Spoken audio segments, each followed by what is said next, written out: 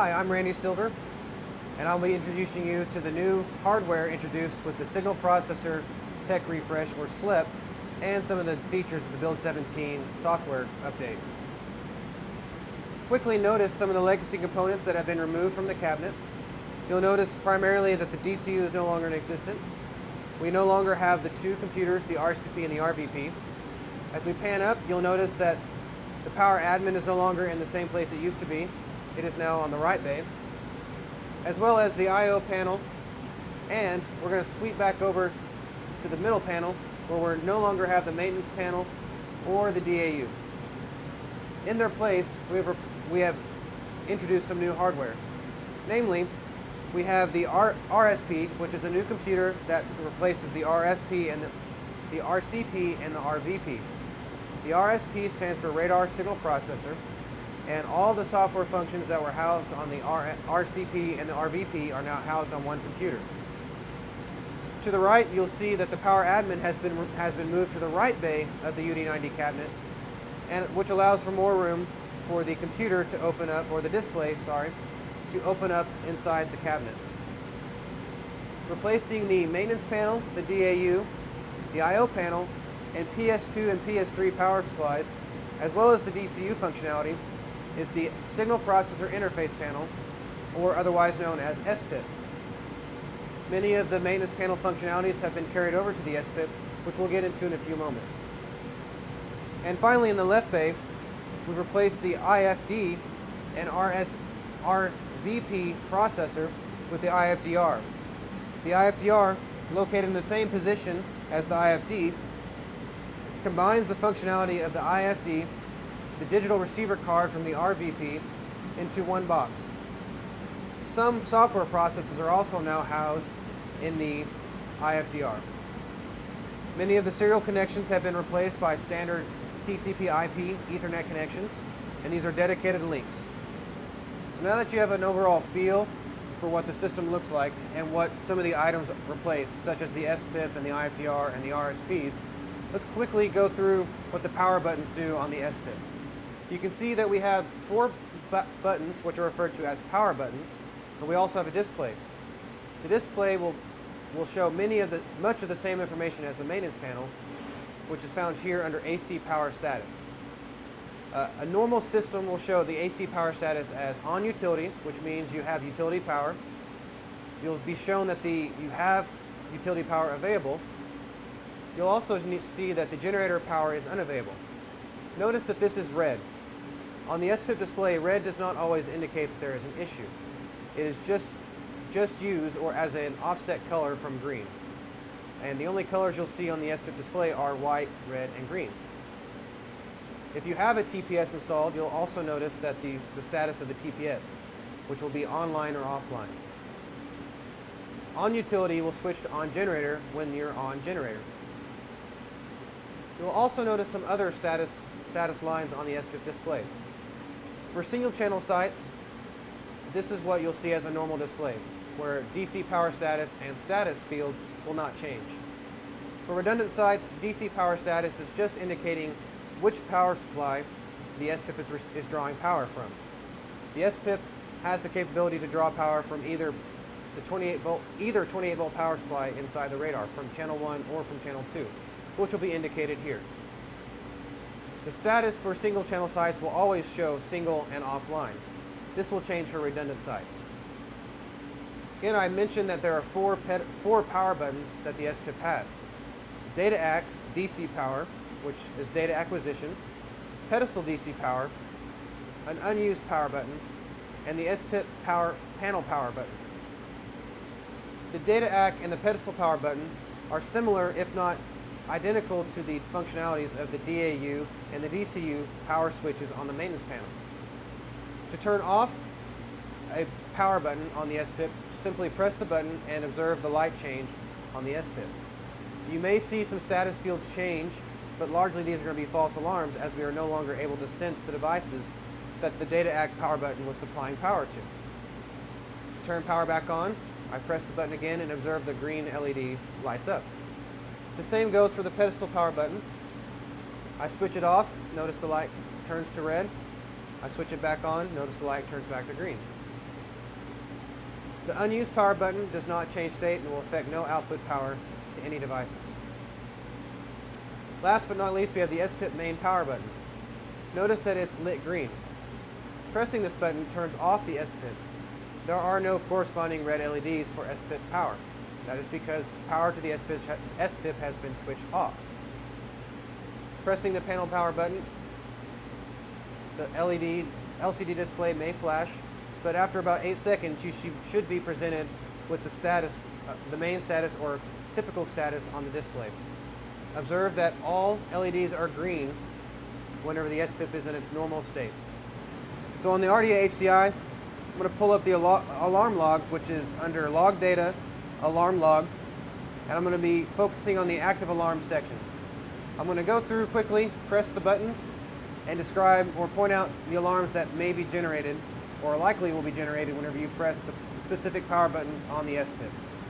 We're going to start with the data act button, power button, which again is a DC power button, whereas on the maintenance panel, this was switching AC to the power supplies and to the DAU, along with some of the other sensors inside the RDA cabinet, the receiver cabinet, and the transmitter, as well as the external sensors.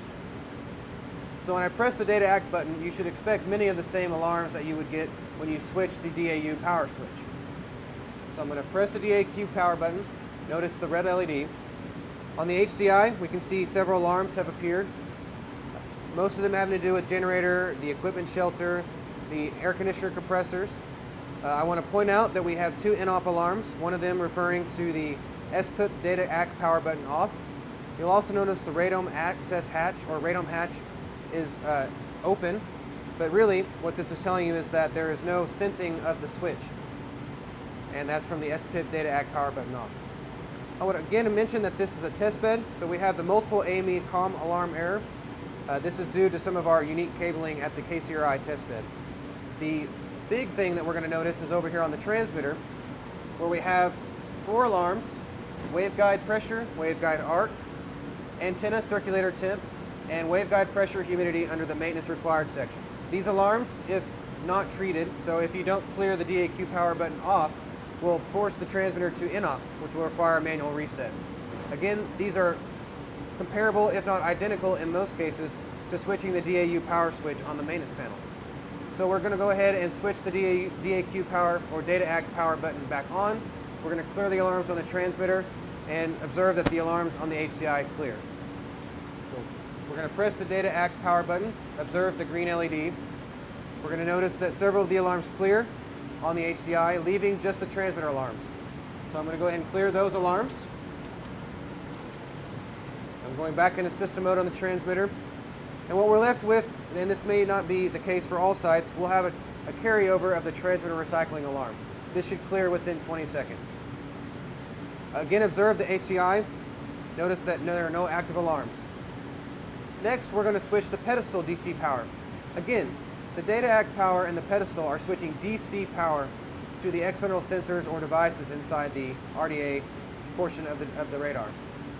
Again, when I flick the pedestal power button, or click the pedestal power button, you'll observe that the red LED will come on and the green LED will extinguish, and we'll see some alarms, or observe whatever alarms occur on the HCI. I'm going to press the pedestal power button, notice the red LED, and we'll notice on the HCI that we have the SPIP PED power button off alarm, indicating that the SPIP PED power button is off. You'll notice the pedestal unable to park alarm. You might also notice some RCP control or shutdown alarms. These have to do with the software not able to determine where the pedestal is. So we're going to go ahead and turn this back on. Again, pedestal DC power back on. Observe the green LED is now lit, and our SPIP PED power button alarm clears. The final power button is the SPIP panel power. We'll press the panel power button. We'll observe that the red LED does not turn on, indicating that SPIP is receiving no power. So I'm going to press that power button to the SPIP. We'll observe the SPIP COM alarm error show up a couple seconds later. We'll also observe on the transmitter the same alarms that we would get whenever we turn the SPIP or the data act power button off.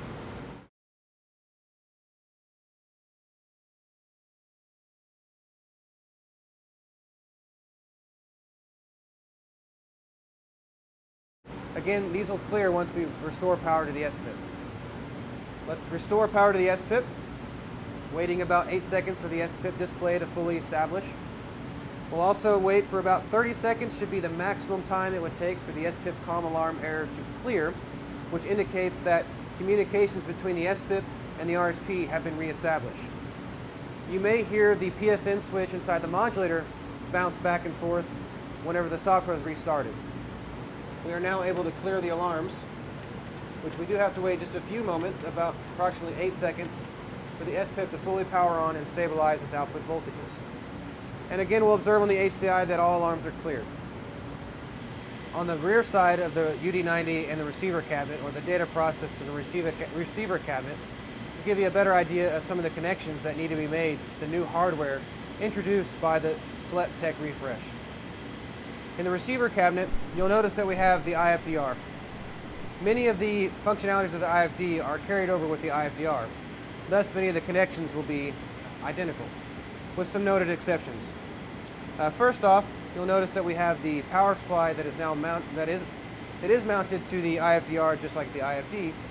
With the primary difference being we now have an AC power cable that connects the IFDR to the power admin.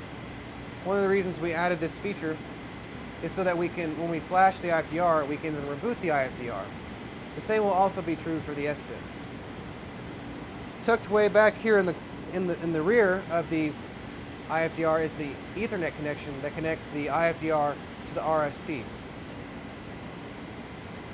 Here on the left side of the IFDR, you can notice the same HNV and burst pulse connections that the IFD had. The only introduction with the IFDR is the new cable connections to the SPIP. These allow the SPIP or the RSP to send triggers from the IFDR to the transmitter, as well as send triggers to the RF generator from the RSP. Moving over to the RSP, you can see some of the cable connections we have over here. Over here on the right, we have the AME serial connection. The only difference with this being a brand new cable to allow connection to the top hat more easily. In the center, we have the Ethernet connections, with this top middle being the LAN connection, so connecting to the LAN switch.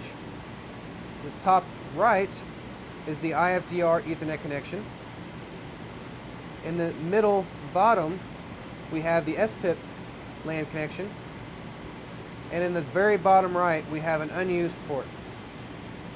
You'll also notice a fifth RJ45 jack, which will be used for rock only.